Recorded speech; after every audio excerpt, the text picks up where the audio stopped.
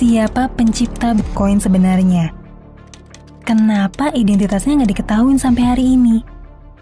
Apa sih tujuan dia bikin Bitcoin? Gimana kita bisa percaya sama Bitcoin kalau pembuatnya sendiri nggak diketahui siapa identitasnya? Apa mungkin suatu hari nanti Satoshi bakal balik lagi? Dan kalau dia balik lagi, apa sih dampaknya buat Bitcoin?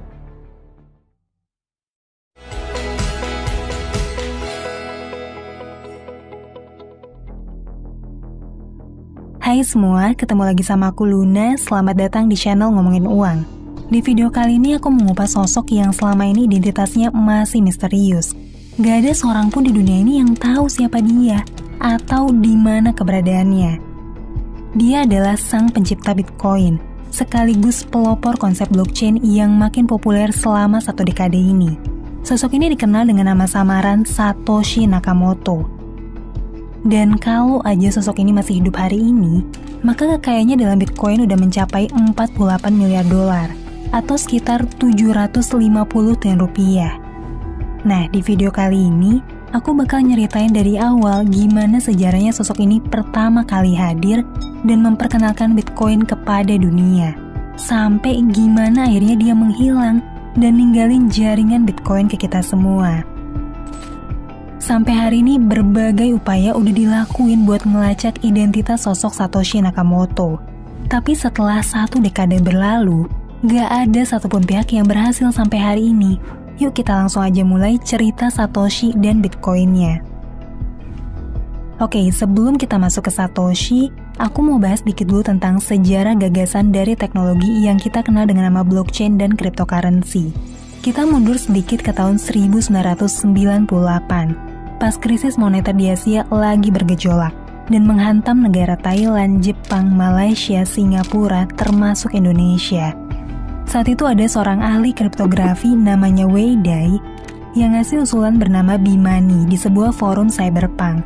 Usulan itu berupa konsep pembayaran elektronik yang bersifat anonim tanpa perantara pihak ketiga, di mana semua transaksi itu dicatat dalam database terbuka yang bisa diakses sama semua peserta jaringan. Kedengarannya mirip banget ya sama Bitcoin. Rumusan Wei Dai inilah yang jadi referensi Satoshi Nakamoto yang dikutip dalam dokumen asli Bitcoin. Hal ini bikin Wei Dai jadi salah satu tokoh yang dicurigai sebagai Satoshi Nakamoto. Setelah Wei Dai, ada beberapa ahli kriptografi dan computer scientist yang juga nyiptain konsep uang elektronik dengan sistem desentralisasi. Beberapa di antaranya ada DigiCash dan eCash buatan David Combe, BitGold buatan Nick Szabo, Hashcash buatan Adam Back, dan RPOW buatan Hal Finney. Tapi semua konsep itu nggak pernah berhasil diwujudin secara teknis dengan serius, dan nggak ada penjelasan rinci yang mendalam gimana sih konsep uang digital ini bisa berjalan. Sampai akhirnya di 31 Oktober tahun 2008, seorang sosok misterius dengan nama Satoshi Nakamoto ngusulin penyempurnaan konsep mata uang digital dengan mengupload sebuah dokumen singkat di mailing list forum kriptografi Messdao. Dokumen ini akhirnya kita kenal dengan nama Bitcoin White Paper. Ngomong-ngomong, forum Messdao ini apa sih? Kenapa Satoshi mutusin buat upload dokumen pertama Bitcoin di forum ini? Messdao ini dikenal sebagai forum diskusi online yang udah berdiri lama sejak tahun 1992 dan jadi tempat ngumpulnya para ahli kriptografi, ahli cybersecurity, dan juga komputer scientist kelas dunia buat diskusi dan juga berbagi pengetahuan tentang berbagai topik yang berkaitan sama kriptografi dan cybersecurity. Udah sejak lama, Messdao ini jadi tempat ngumpulnya orang-orang paling jenius dari seluruh dunia yang ahli dalam keamanan digital. Ini adalah forum yang mewadahi komunitas orang cerdas yang sehari-harinya tuh ngadepin penipuan online, virus komputer, para hacker, dan berbagai isu keamanan digital. Bisa dibilang komunitas Messdao ini adalah sekelompok orang yang paling hati-hati dan paling gak gampang percaya sama omongan orang lain. Dan sosok Satoshi Nakamoto milih forum ini sebagai tempat kelahiran Bitcoin.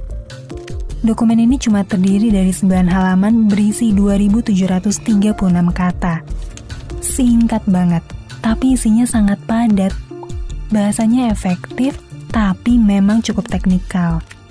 Jadi saat itu cuma bisa dipahami sama mereka yang belajar ilmu kriptografi dan computer science.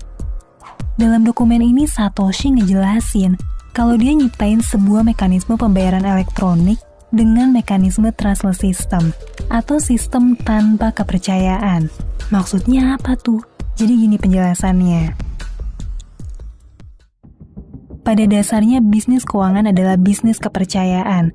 Lembaga keuangan kayak bank, fintech, asuransi, dan lain-lain, mereka bisa berjalan karena kita percaya sama reputasinya, sama rekam jejaknya. Kita berani nyimpen uang karena kita ngerasa perusahaannya punya integritas dan karyawannya kerja secara profesional. Itulah yang disebut dengan trust system. Satoshi ngelihat trust system ini punya kelemahan besar yang harus diperbaiki. Trust system berasumsi bahwa manusia yang ngejalanin sistem keuangan itu kerja sepenuhnya profesional, selalu jujur dan amanah, atau tanpa kepentingan pribadi. Kenyataannya asumsi itu enggak selamanya berlaku. Harus diakui manusia itu penuh kelemahan dan keteledoran, gak teliti, perlu jam istirahat, bahkan cenderung punya kepentingan pribadi buat memperkaya dirinya sendiri. Inilah kelemahan dari trust system. Manusia nggak selamanya jujur, ada oknum yang korupsi, ada yang ngejual data pribadi nasabah, dan lain sebagainya. Nah, Satoshi ini nyoba ngebangun sistem tanpa perlu kepercayaan terhadap manusia ataupun perusahaan yang terpusat. Makanya disebut sebagai trustless system. Sistem verifikasi transaksi dalam Bitcoin bisa berjalan otomatis tanpa perusahaan dan tanpa perlu bergantung sama karyawan yang bertugas buat ngejagain sistem. Jadi trustless system yang dibuat sama Satoshi nggak perlu kepercayaan terhadap manusia dengan segala kelemahannya. Sistemnya bisa berjalan otomatis non-stop 24 jam tanpa jam istirahat. Tanpa hari libur, nggak bisa dikorupsi, nggak ada unsur keteledoran, dan hal-hal manusiawi lainnya. Sistem ini mengedepankan verifikasi dan audit otomatis sama algoritma. Itulah yang dimaksud dengan trustless system. 10 hari setelah dokumen Bitcoin diterbitin, Satoshi ngupload rumusan kode Bitcoin di situs sourceforge.net, sebuah platform buat naruh software open source supaya bisa dilihat secara publik. Dengan demikian, siapapun di dunia ini tuh bisa ngebaca, memverifikasi, dan menganalisa konsep Bitcoin sampai ke akar-akarnya. Terus di 3 Januari tahun 2009, Satoshi buat pertama kalinya ngidupin jaringan Bitcoin tercipta, di mana blok pertama di-mining sendiri sama Satoshi Nakamoto. Ini adalah cetakan pertama dari blok Bitcoin. Dan menariknya kalau diperhatiin nih, di sudut kanan bawah ada kalimat yang terbaca kayak gini, "Counselor on brink of second bailout for banks." Kalimat itu adalah judul headline koran asal Inggris bernama The Times yang terbit di hari yang sama, yaitu 3 Januari tahun 2009. Tujuan dia nunjukin itu buat ngebuktiin kalau blok pertama Bitcoin tidak dilahirkan sebelum tanggal 3 Januari tahun 2009. Terlepas dari itu, pemilihan koran asal Inggris ini jadi indikasi kalau Satoshi lagi berada di wilayah Inggris saat itu. Nah, menariknya, judul koran yang dia pilih itu seolah-olah jadi bentuk sindiran terhadap sistem keuangan modern, di mana konteksnya banyak lembaga keuangan khususnya bank yang kolaps setelah krisis 2008 yang disebabkan sama keserakahan agen properti dan manajer investasi yang mempertaruhkan pasar keuangan berdasarkan utang KPR di Amerika yang udah sangat tidak sehat. Di mana kata bailout atau bantuan pemerintah sendiri adalah satu hal yang paling memalukan dalam bisnis keuangan. Karena artinya lembaga keuangan itu nggak bisa bertanggung jawab secara profesional, sampai-sampai ngebutuhin dana talangan pemerintah. Setelah blok pertama Bitcoin berhasil, di 9 Januari tahun 2009, software Bitcoin bisa dijalani secara massal buat pertama kalinya sama siapapun. Tentu di awal peluncurannya, cuma segelintir orang doang yang tahu Bitcoin. Mereka yang terpapar sama keberadaan Bitcoin tuh cuma para software engineer dan ahli kriptografi. 2 hari setelah Bitcoin, seorang ahli kriptografi namanya Hal Finney ngepost di Twitter dengan kalimat running Bitcoin. Dan ini bisa dibilang tweet yang paling tua yang ngomongin Bitcoin. Nah, anehnya 1 hari kemudian, tepatnya 12 Januari tahun 2009, buat pertama kalinya ada pemindahan Bitcoin di blok nomor 170, di mana Satoshi ngirim 10 Bitcoin ke Hal Finney sebagai bentuk uji coba transaksi. Fakta bahwa Alvini adalah orang yang pertama selain Satoshi yang nambang dan nerima Bitcoin pertama dari Satoshi itu mancing banyak kecurigaan. Siapa sih Alvini ini? Apa jangan-jangan dia adalah Satoshi itu sendiri? Bukannya masuk akal banget kalau seorang developer ngelakuin uji coba sistem secara internal? Gimana kalau Satoshi ngirim Bitcoin ke dirinya sendiri? Hal itu sangat mungkin. Dan sampai saat ini masih banyak yang percaya kalau Alvini adalah Satoshi Nakamoto. 1 bulan kemudian di Februari tahun 2009, Satoshi bikin forum khusus untuk para pegiat Bitcoin. Namanya bitcointalk.org. Dan selama 1 tahun ke depan, di forum inilah sosok Satoshi Nakamoto aktif banget berkomunikasi sama para pegiat dan komunitas Bitcoin yang sebagian besar adalah software engineer. Di forum ini juga pemahaman dasar Bitcoin disebarluasin, diuji, dan diverifikasi sama para ahli kriptografi. Lama-kelamaan mulai ada pegiat Bitcoin yang nyoba buat berkontribusi ke jaringan dengan cara jadi miners atau penambang Bitcoin. Di periode ini Bitcoin masih belum punya harga sama sekali. Jadi komunitas yang aktif di forum ini belum kepikiran kalau harga Bitcoin bisa naik gila-gilaan. Kebanyakan dari mereka adalah ahli komputer yang emang iseng-iseng bereksperimen di sebuah proyek yang menarik. Sampai akhirnya di Desember tahun 2009, untuk pertama kalinya Bitcoin dikonversi ke mata uang fiat US dollar. Saat itu 1 USD setara sama 1,3 juta Bitcoin. Sejak saat itu harga Bitcoin terus berfluktuasi dan bertumbuh pesat. Sampai pas video ini dibikin harga Bitcoin mencapai 725 juta rupiah. Nah, pas kamu nonton video ini, harga Bitcoin berapa rupiah nih? Setelah 1 tahun berlalu, sepanjang tahun 2010, sosok Satoshi ini terus aktif di forum Bitcoin Talk. Bahkan lebih dari itu, Satoshi kirim-kiriman email sama beberapa pengembang dan anggota aktif di forum Bitcoin Talk. Contohnya Alvini, Gavin Anderson, Marty Malmi, Jeff Garzik, dan juga Mike Hearn. Oh ya, buat tambahan informasi, di forum kriptografi dan cyber security, punya identitas yang anonim atau pakai nama samaran adalah hal yang wajar. Jadi sepanjang tahun 2010, Satoshi aktif ngajar dan ngejelasin konsep Bitcoin ke komunitas Bitcoin. Berhubung saat itu harga Bitcoin masih murah banget, jadi nggak ada yang ngira kalau di masa depan, Satoshi bakal jadi sosok besar yang identitasnya dicari-cari sama orang dari seluruh dunia.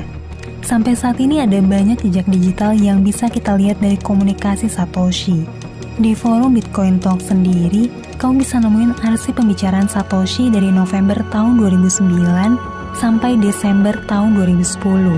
Dari periode sekitar 1 tahun itu, Satoshi ngirim pesan dan saling berbalas komen di forum komunitas sebanyak 575 pesan. Aktif banget ya sosok Satoshi ini, dan kalau kamu perhatiin lagi, semua statement dia dalam bahasa Inggris yang grammarnya sempurna, dan gak pernah salah ketik atau typo 1 kali pun. Sampai akhirnya di Desember tahun 2010, terjadi hal yang bikin Satoshi perlahan mulai menghilang. Buat kamu yang mungkin masih ingat, di tahun 2010 terjadi kebocoran data rahasia militer pemerintah Amerika sama sekelompok hacker yang dipublikasikan di sebuah website bernama WikiLeaks. Sepanjang tahun 2010, WikiLeaks ini ngebocorin berbagai data rahasia militer Amerika terkait insiden kejahatan perang dan pelanggaran HAM yang terjadi di perang Irak dan Afghanistan. Kebocoran data rahasia militer Amerika ini tentunya menarik perhatian media dan dunia internasional. Otomatis semua jaringan intelijen Amerika langsung ngeburu dalang hacker dan pengelola website WikiLeaks. Buat masyarakat sendiri, WikiLeaks ini dianggap sebagai pahlawan yang ngasih transparansi publik. Sementara buat Amerika, WikiLeaks adalah kriminal yang harus segera ditangkap. Dan hal yang mengejutkan terjadi. WikiLeaks ngumumin kalau mereka bakal nerima donasi dalam bentuk Bitcoin sebagai salah satu cara buat ngedukung keuangan organisasi mereka. Hal ini dilakuin karena WikiLeaks ngebutuhin media transfer yang gak merluin otoritas pihak ketiga. Berita ini tentu mengejutkan banget buat komunitas Bitcoin. Di satu sisi Bitcoin mulai populer karena dibantu pengumuman WikiLeaks yang disorot banget sama media. Di sisi lain pihak Interpol dan CIA jadi ikut ngeburu para pegiat komunitas Bitcoin karena dianggap punya keterkaitan sama pengelola situs WikiLeaks yang lagi diburu sama pihak kepolisian Amerika. Di 11 Desember tahun 2010, Satoshi ngungkapin kekhawatirannya di forum Bitcoin Talk kalau pihak Interpol dan CIA berpotensi bakal menginvestigasi komunitas Bitcoin karena dugaan keterlibatan komunitas Bitcoin terhadap situs Wikileaks. Satu hari kemudian, tepatnya 12 Desember tahun 2010, sosok Satoshi Nakamoto ngirim pesan buat terakhir kalinya secara publik di forum Bitcoin Talk dan nyatain bakal fokus ke project yang lain. Itulah jejak terakhir pesan Satoshi secara publik ke komunitas. Tapi setelah investigasi lebih lanjut ke para pegiat aktif komunitas Bitcoin, ternyata sepanjang tahun 2011, Satoshi masih sesekali ngirim email ke orang-orang kunci di komunitas Bitcoin yang selama ini dia percaya. Di 7 April tahun 2011, Satoshi ngirim email ke Mike Hearn. Dia bilang dia udah pindah project dan ngewarisin project ini ke Gavin Anderson dan yang lain. Di 23 April tahun 2011, Satoshi transfer seluruh domain forum dan website terkait Bitcoin kepada komunitas. Dan jejak email terakhir dari Satoshi adalah 26 April tahun 2011 ke Gavin Anderson. Ini pesan terakhirnya dia. Sampai sekarang gak ada seorang pun yang tahu identitas Satoshi atau lokasi keberadaan dia. Dalam profilnya, Satoshi sempat ngeklaim kalau dia adalah kelahiran Jepang 5 April 1975. Tapi dari pola komunikasinya selama ini yang pakai bahasa Inggris yang sangat fasih, hampir semua orang ngeraguin dirinya adalah orang Jepang. Salah seorang peserta forum sempat menganalisis jam pola aktif Satoshi, dan dia nyimpulin kemungkinan Satoshi selama ini berada di Amerika. Sejak menghilangnya Satoshi, banyak upaya yang dilakuin sama kepolisian, jurnalis, dan peneliti buat nyari tahu identitas Satoshi.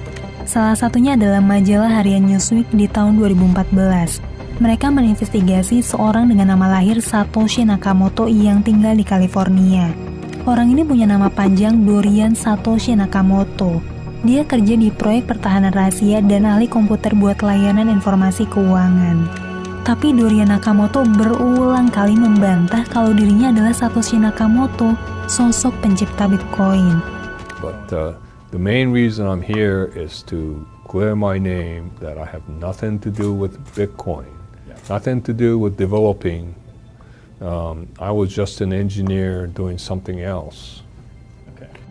Dalam investigasi ini, banyak anggota komunitas Bitcoin yang berpendapat kalau Dorian Nakamoto bukanlah sosok Satoshi yang mereka kenal selama ini. Di tengah investigasi ini, secara mengejutkan akun Satoshi balik lagi dan nyampein pesan singkat.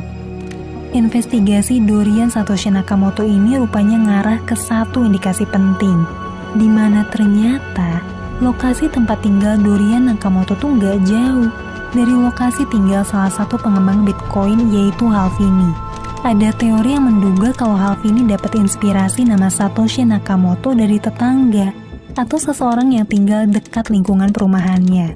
Halvini adalah kandidat yang paling kuat dari semua teori yang nyoba ngupas siapa sosok Satoshi. Mulai dari fakta bahwa dia adalah penambang pertama Bitcoin, penerima Bitcoin pertama dari Satoshi sendiri, sampai ada yang nyoba nganalisis jam aktif Satoshi sama hobi Halvini lari maraton, di mana waktu posting Satoshi berkurang selama periode tersebut. Tapi ada satu periode yang gak cocok, yaitu di 18 April tahun 2009, di mana ada lomba maraton yang diikutin sama Halvini. Pas lomba ini berlangsung, Satoshi lagi ngirim email ke Mike Hearn. Selain itu ada transaksi Bitcoin yang dikonfirmasi selama waktu yang sama dengan lomba ini. Sayangnya Halvini udah meninggal di tahun 2014 karena penyakit saraf yang sempat bikin dia lumpuh. Kandidat kuat lainnya adalah seorang ahli komputer bernama Nick Szabo. Dasar spekulasi ini karena kesamaan cara pemikiran dan konsep mata uang digital bernama BitGold yang dia bikin. Bahkan sebelum Bitcoin dicetusin sama Satoshi. Konsep-konsep yang dijelasin dalam BitGold dan pemikiran Nick Szabo mirip banget sama Bitcoin. Kayak konsep desentralisasi, proof of work, dan konsep public ledger dalam bentuk blockchain. Beberapa ahli linguistik juga menduga kuat kalau Nick Szabo adalah Satoshi, karena mereka berdua punya kemiripan dari gaya penulisan, struktur kalimat, dan juga pemilihan kata. Bahkan Elon Musk yang sempat aktif di dunia computer science sempat nyatain di podcast kalau dirinya yakin kalau Nick Szabo adalah Satoshi. Terlepas dari itu, Nick Szabo berkali-kali ngebantah kalau dirinya adalah Satoshi. Tapi yang menarik, Nick Szabo sendiri ngaku kalau selama ini cuma ada 3 orang di dunia ini yang dia tahu tertarik sama ide dan gagasan mata uang desentral. Yang pertama adalah Wei Dai, yang kedua Halvini, dan yang ketiga adalah dirinya sendiri. Sampai pada akhirnya sosok Satoshi Nakamoto muncul di tahun 2008. Menurut kamu sendiri, siapa sih sebenarnya Satoshi? Kita diskusi yuk. Sampai ketemu lagi di video selanjutnya. Tetap di channel Ngomongin Uang, karena ngomongin uang gak ada habisnya.